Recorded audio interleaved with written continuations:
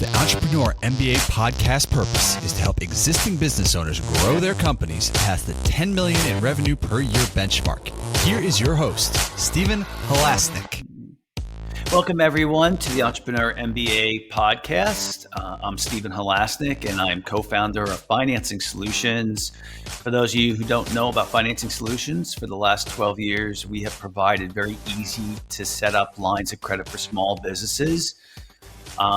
We are using our own money. We don't use any third party. We're not brokers or anything like that. We're using our own money to provide lines of credit to small businesses. And over my 25 plus year career, I've always had a line of credit.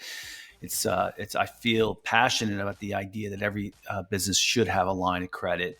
If you're interested in learning more about a line of credit for your organization, please visit fscreditline.com. Again, that's FS as in Financing Solutions, creditline.com.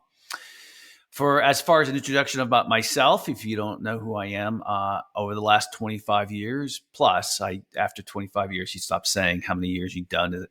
But I have built 6 companies in the $5 million to $25 million range, revenue range per year, including 2 companies on the Inc. 500 fastest growing companies in the United States. I love learning from people with business experience. And today I'm very excited to be speaking with Brett Gilliland from Elite Entrepreneurs. And before we get to Brett, I just want to talk about our sponsor for today. It's a company called Technology Management Group. For 30 years, they have been involved in cybersecurity.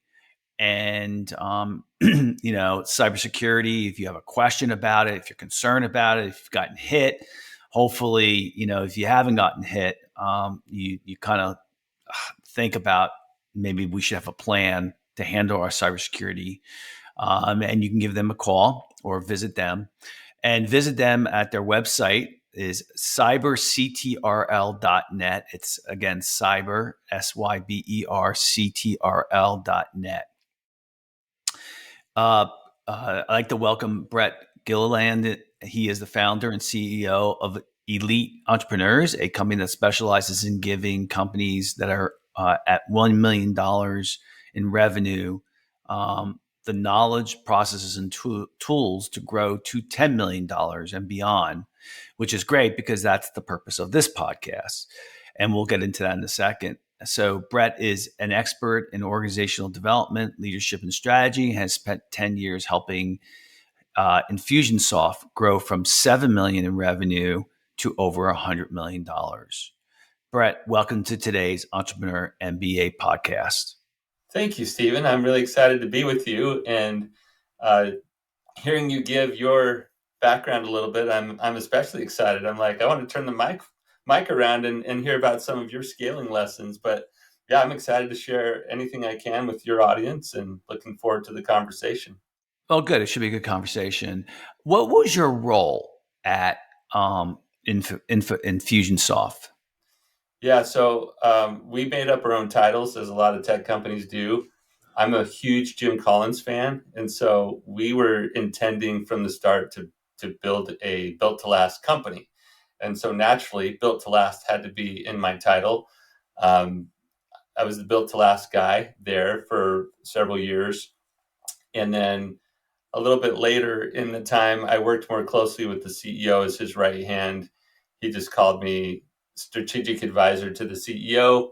And then later he called me vice president of Infusionsoft, not like a functional vice president, but it just, you're my second. So, titles didn't mean a whole lot to us back then, but I was the culture guy, the organization development guy, did leadership development work there, ran the strategic planning process, made sure that we spent enough time collectively working on the business, not just in it. So there was a lot of things that I did there, but built the hiring and onboarding process there. So a lot of the strategic alignment, people, processes, and systems kind of work is what I did there. The culture guy. And you're when you were on board with the company, what was their revenue at the time? So yeah, that introduction you gave, 7 million is when I entered the scene, and then we grew that to 100 million. So it was a great ride. I learned all the transition things that have to happen in a business to grow through each of those stages. Um, and since then, I've been teaching the last 11 years hundreds of business owners in that seven-figure space how to make that transition that really well, from scrappy, capable founder, right, business owner who kind of throws everything on their back, to very competent business building CEO. There's a difference. There's the figuring out how to do everything and get it set up and get it off the ground. That's the entrepreneurial work. And then the entrepreneur has to make a shift to, oh, I got to set a vision. I got to build a team. I got to make sure we have the resources, which I love the line of credit thinking that you have and how you serve people that way. I absolutely agree with that point, by the way. I'm like, make sure you've got the resources, the runway to go be an investor in your business, not just a cost conscious business owner who can't think strategically and with an investment mindset. So anyway, that's the transition from entrepreneur, scrappy, gritty founder to capable business building CEO. That's what we're trying to help them with. So when you came into Infusionsoft at 7 million, and that when they were at 7 million in revenue, what was your intended role? What was the intended role that the CEO brought you on for? Yeah, so they had raised some money. Speaking of access to capital, they had raised some money because they were planning to scale, and they had built a pretty unique company. They had a vibe to them. It's a high tech company, pretty fast growing. You mentioned Inc. 500 lists. Some of your companies have done that. We did that as well. We did 7 years in a row between Inc. 500 and Inc. 5000. And what he brought me on to do was to help build the people side of the business and preserve and scale the culture that was unique. And so the first thing I did was come in and help establish values. They had a culture, but they hadn't articulated it. And so we put together the value set for the business.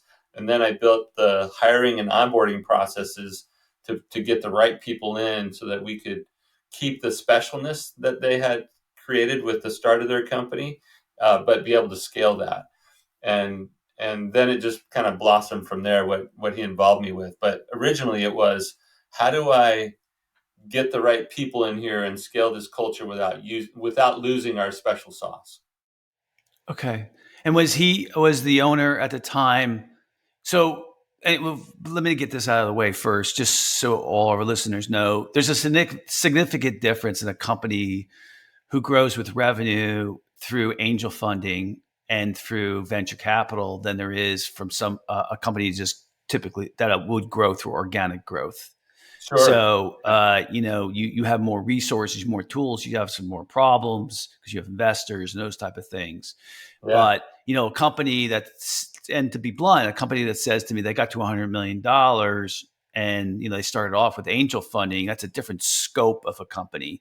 That's a company that's specifically built to scale because the investors, people who have not had angel funding before don't really know about angel funding.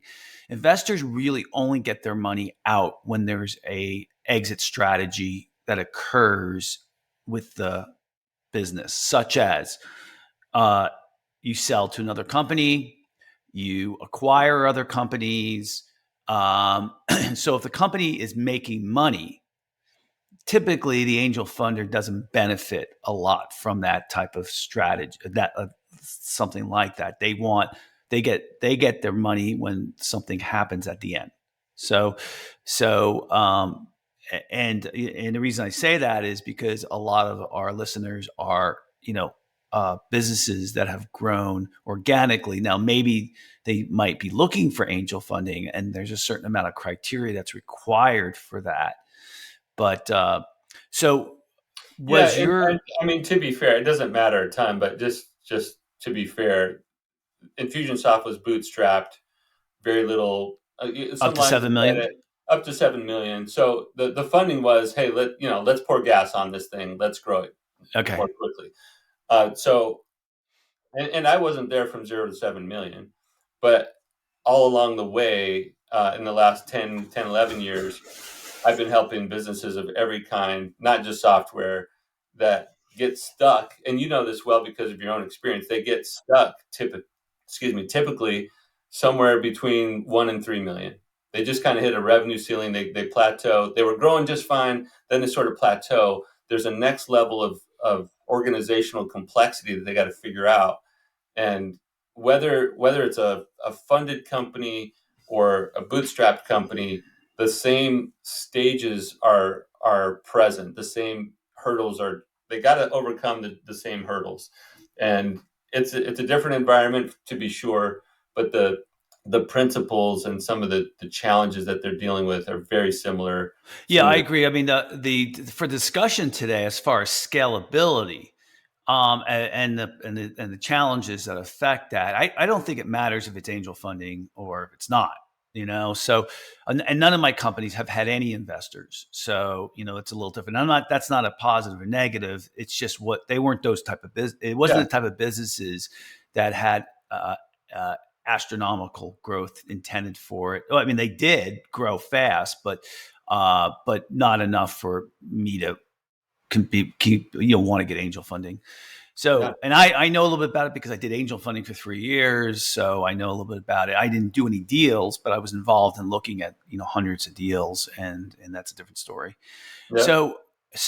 But I got this question, and then we'll jump into a little bit more of the subject matter, because I'm just curious. Was the owner already a Jim Collins fan before you came on board? He still is an avid reader today. And so he reads like 6 books a quarter. So one of those guys. Mm-hmm. And so he knew Jim Collins' work.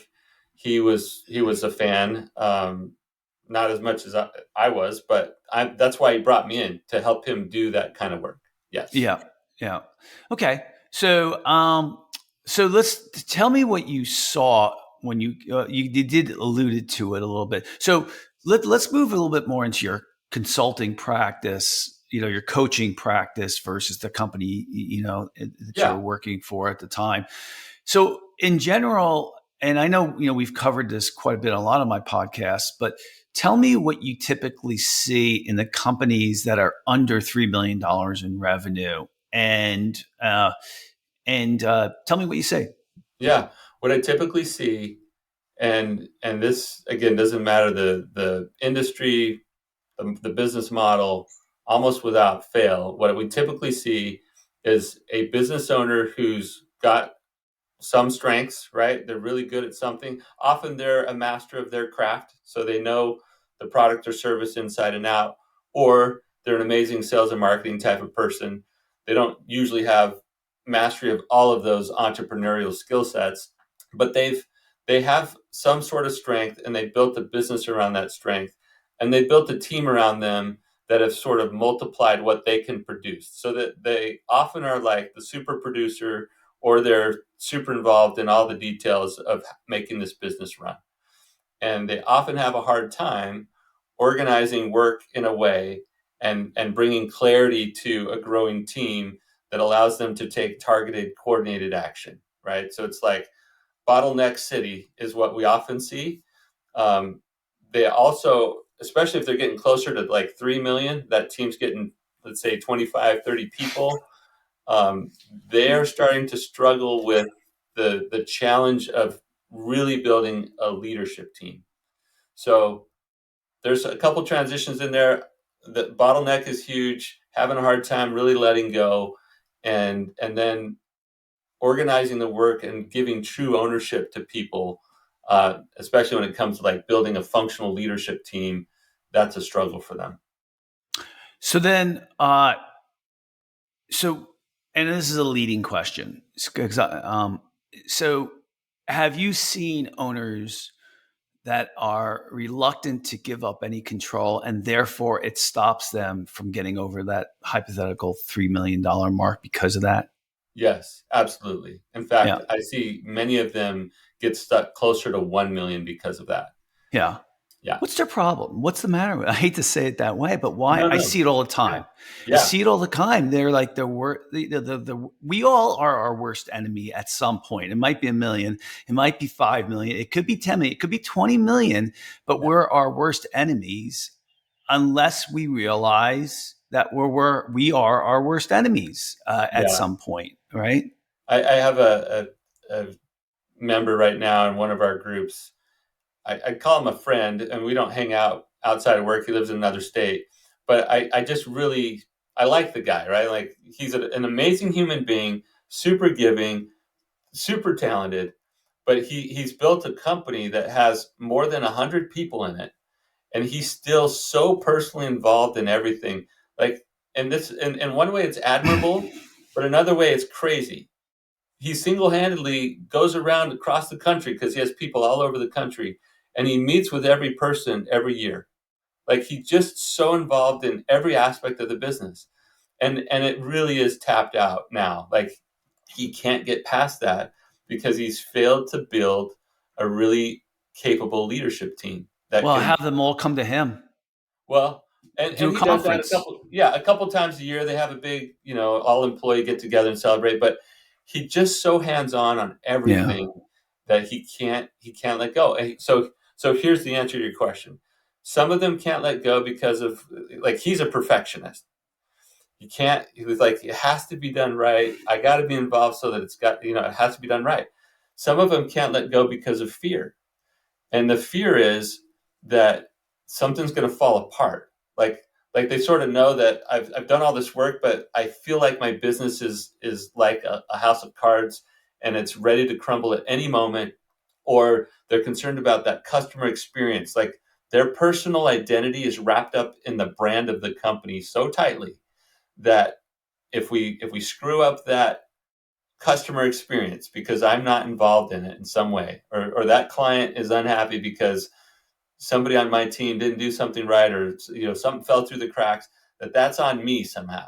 And so, whether it's fear or perfectionism, there's this ego thing where our identity as the business owner gets, like, inextricably linked to the business, and we can't separate. It's like we need to separate church and state a little bit in our business. There's my personal identity, then there's the business. And the business needs to have its own purpose, its own meaning, separate from the entrepreneur's goals. But for the first however long that business existed, those two things were so tightly linked that now it's hard to separate them. Yeah, I mean, I look at my own style, and my style, and I never really articulated this in this way, is it's good enough. It's good enough. Okay, I'm not a perfectionist by any means. Do I love great execution? Yes, but to me, great execution doesn't have to be perfect. It can be good enough. And the fact that I've grown companies from 1 million one year to 3 million the next year to 5 million the next year to 11 million the next year to 25 million the next year tells you that good enough strategy has treated me well. Because I've done that with not one company, literally with 6 companies. So, and I don't mean that revenue, but those jumps, right? Yeah. And that you know how to grow it. And well, I think yeah, a and I lot of think, that. yeah, and I think going into scalability and lessons learned. So, I mean, I'll tell you this story just to illustrate what you're talking about a lot. Well, and that is so the last 2 companies I've started, I have a great business partner. He's my best friend too. Now he is, but I've known him for a while. But he had started a very successful business too, right? And he really just such an astute guy. And so we were starting our 6th company. I'm sorry, I was starting my 6th company. It was the last 2 have been with him, and we had already been working together with financing solutions for 6 years, and then we started another company called Elite Funeral Funding, and we literally got everything done with that company when it started, what needed to get done in 3 months versus what would have taken me 3 to 5 years when I first started.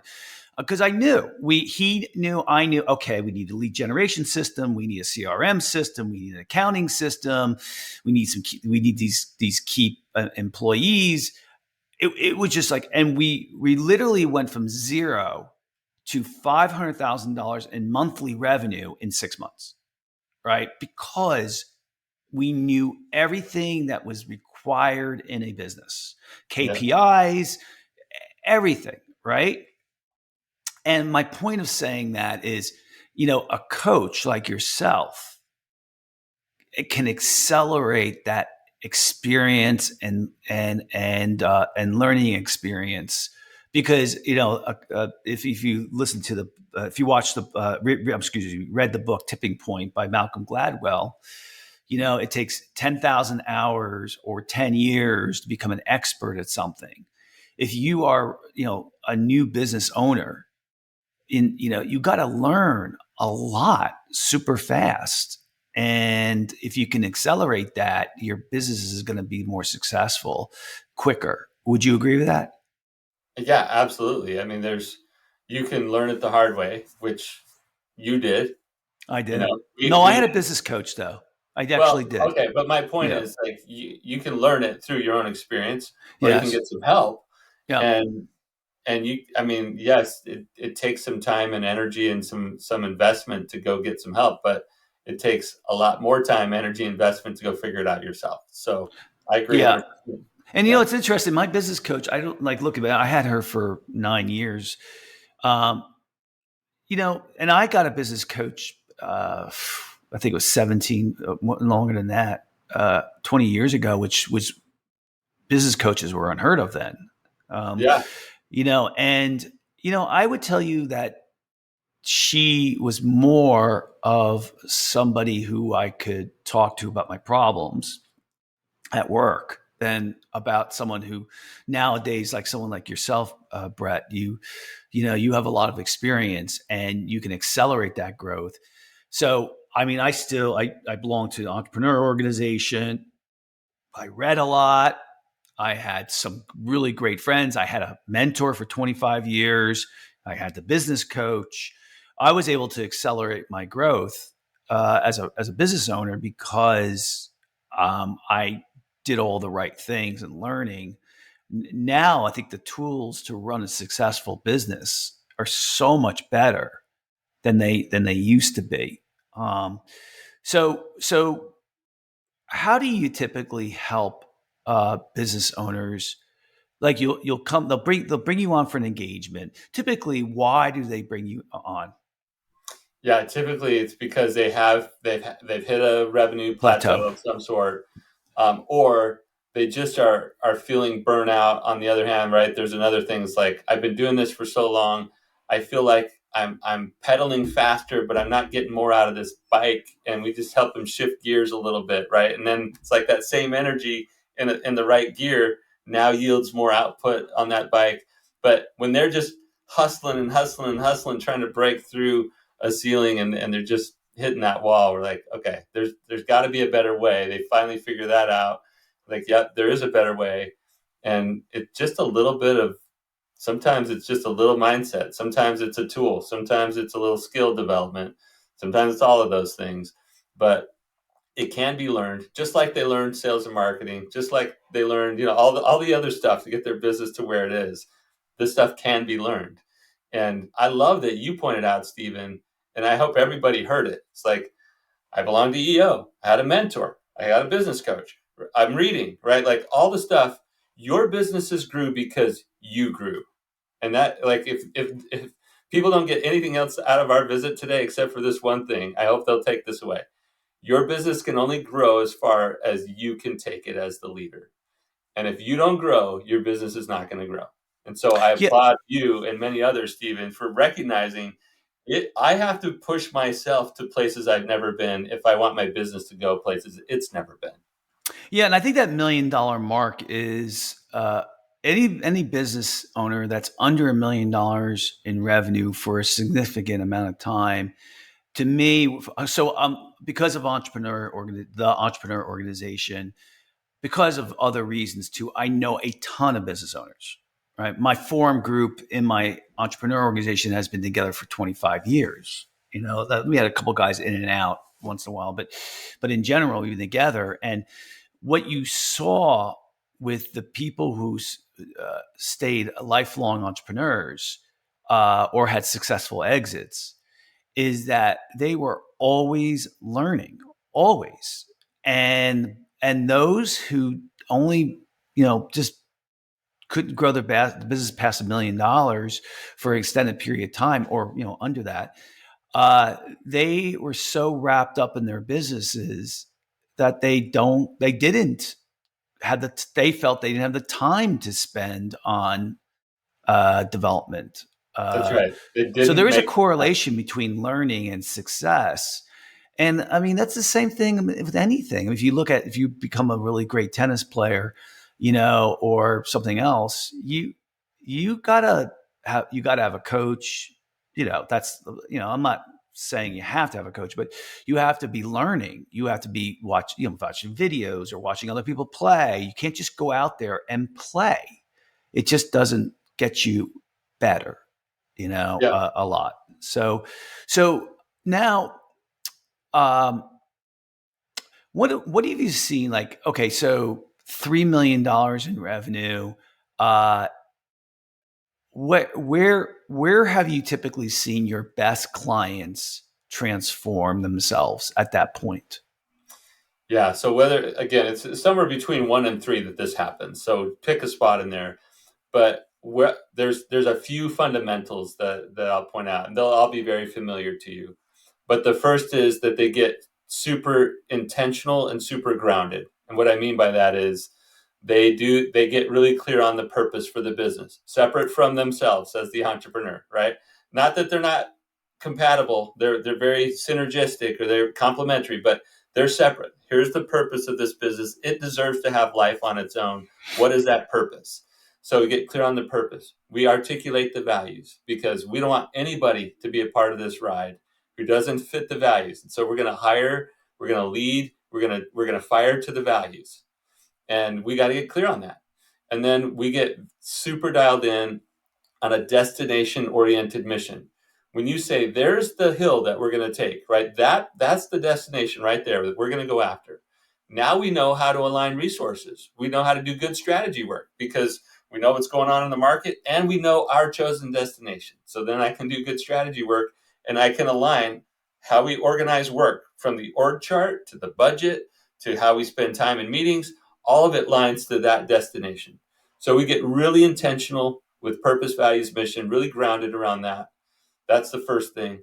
Then we build the right kind of meeting rhythms, right? And I don't care if you use EOS or our elite growth method. You got to have some structure, some process, some rhythm for the balancing act of working in the business and working on the business. And that's a little cliche, right? You got to spend time working on the business and less in the business. But it's absolutely true for the business owner. And collectively, as a group of people in the business, we have to figure out that balancing act. How do we keep our eye on the ball on today's deliverables while we're building tomorrow's future or tomorrow's business, right? And if you're not doing both, you're just keeping today's thing going. You're never growing into the future. So you got to have some kind of meeting rhythm.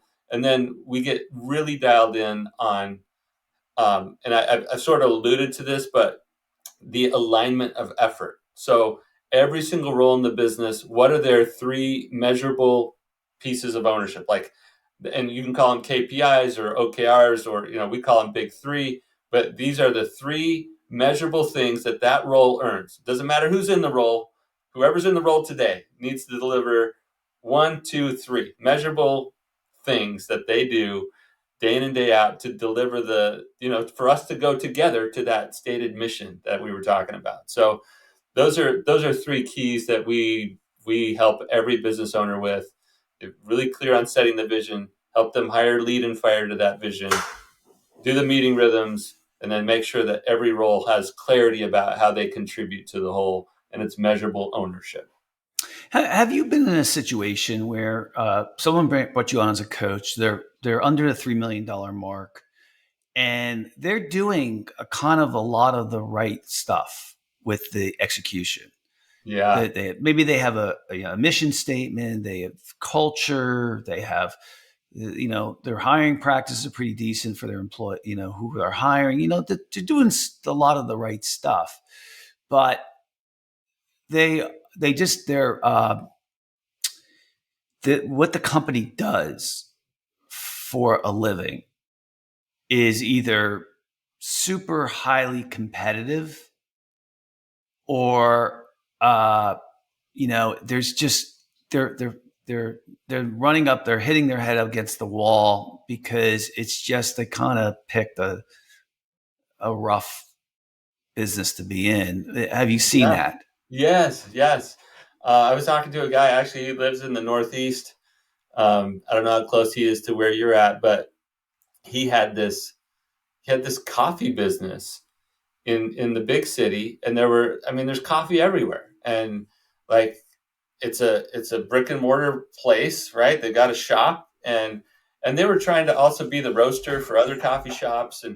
But at some point, the market or the model only supports so much, and he just bumped in against that. Now, I would not be me if I didn't at least make the argument that the very best always rise, right? That there is more opportunity for the very best. So even if they had a lot of the right building blocks, if they didn't completely dial those things in, they could be operating at a subpar level or suboptimally, even if they were operating at a good level.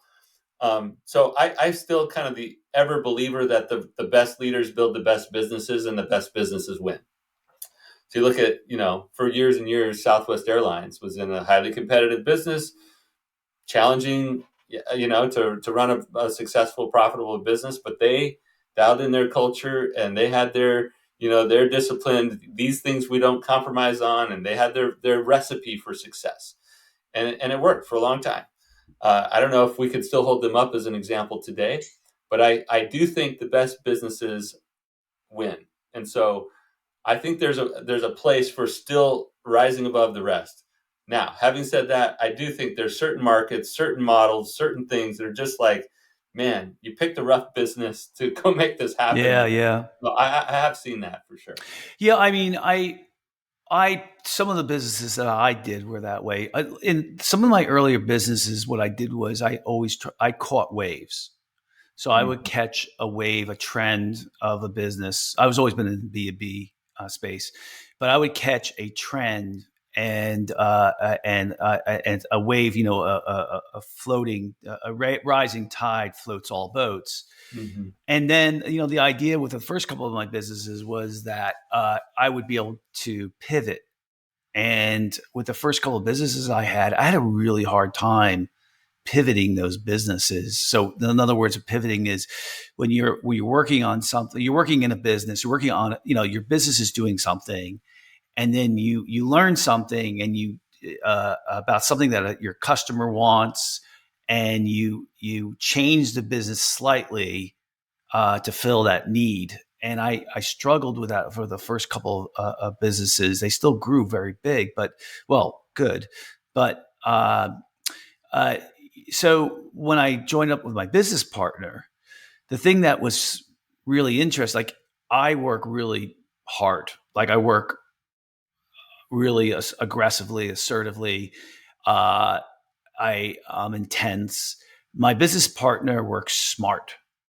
Right. And so one of the things, that I saw that he did was we would look for businesses to start that were unique and also, and this was the key, if there was high margins in the business, and this is the other part, and there's a lot of revenue in the industry that we're going into, then that was a pretty unique business that had great uniqueness to it. And so the point being is that once we figured those businesses out, it grew. So the multiplication of how it grew was so much faster because we didn't have to be so good at what we did. Yeah. You had available capital in those margins, right? Yeah, it's just, it was so much better. It was like, and so I say this, sometimes I'll meet somebody who started a business that grew super fast and maybe they exit, and I say to myself, okay, now go do it again. Let's see how good you really are. Yeah. because you might have just got a little lucky here. And, and then you start another business and you find out, oh, I'm really not that great at entrepreneurship. I just got lucky the first time around. And I think we've all had scenarios like that. But have you seen that yourself? Yeah, yeah. We named our business Elite Entrepreneurs because it's only about 3 to 5% of businesses that ever start that get to 1 million plus in revenue. Right. Yeah. So you're elite. Now your Yeah. point is some of them got lucky. And so maybe it's the ones who have multiple businesses that get that far, like elite squared or something. But it's a really small percentage of business owners that even get to this point, and then they have new challenges. They're like, I'm getting stuck. I don't know what to do. It was easy. Life was easier when and I made more money when it was smaller. And like, there's all these complications. And so, yeah, I do see some businesses that are like caught a wave and success. And it's like, hey, you're an amazing entrepreneur. But really, they just happen to be the right place in the right time. And then, others like yourself are like, nope, I've done this repeatedly. We know how to do it. And Yeah. But around the people fact like of the that. matter is, all the guys that are in my EO forum group, they all are successful entrepreneurs. They didn't would I say they've had any failed businesses? Not really, not really. And what's interesting too, and then we got to close this up, but is two of them out of the nine went back to, once they sold their companies, went back and got a real job not with the existing company that bought them, but a What? real job. And Why? they love it. They love it. And so, you hear people say, oh, once you're an entrepreneur, you can't work for anybody else. And they love it. One works for Google. I'm sorry, one works for Amazon, does really well. And the other one works for a solar company and does really well and loves his job. So, Wow. it is interesting. But the point being is that I think the support group that we had built helped all of us navigate the ups and downs of business ownership. I think Uh, that's a key. And I'm familiar with EO. I'm a member of EO. And I have this community of business owners that I serve, but I didn't have a community for me. So I joined EO. So I love hearing your EO experience as well. But whether it's EO or our Elite Entrepreneurs community or some other place, when you're around other peer business owners going through the same things you are, it's extremely valuable. And we just got done saying how rare it is, right? Only 3 to 5% of businesses ever get there. So you can't go around and ask anybody for help. It's only those people who understand what you're going through and have relevant experience can be that kind of support group for you. So that's great. yeah, I and love. I do think that statistic is misleading, though, to be honest with you, because I think everybody who's in my EO group are all business to business.